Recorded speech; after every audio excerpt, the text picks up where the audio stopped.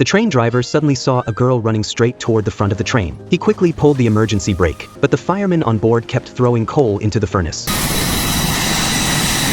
The girl was so frightened that she fainted right on the tracks. The driver rushed down to check on her. Luckily, she was only scared and not physically hurt. From the other kids, he learned why they stopped the train. They had just witnessed a landslide. A huge tree had collapsed and was now lying across the tracks. The kind-hearted children knew that if they ignored it, a terrible accident would happen when the train came through. So they came up with a plan. They took off their bright red dresses and waved them in the air, and they managed to stop the train just in time. To reward the bravery of the 3 children, the railway company held a special award ceremony for them. That event led them to meet someone who would change their lives forever. From then on, waving at passing trains became their favorite thing to do. At first, only the wind seemed to wave back, until one day a gentleman at the end of the train noticed them. He turned out to be a high-ranking officer from the railway company.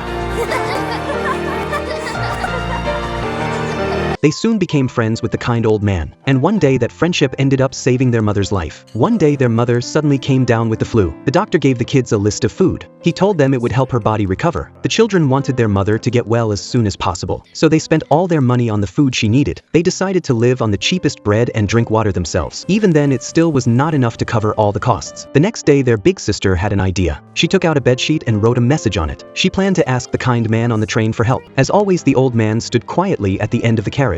But this time he only saw 2 kids. They were holding up a large sheet together. The words on the cloth said, "Please look at the station." The man immediately realized something was wrong. He had never forgotten how these kids had once saved the railway from a disaster. So now he knew he had to help them.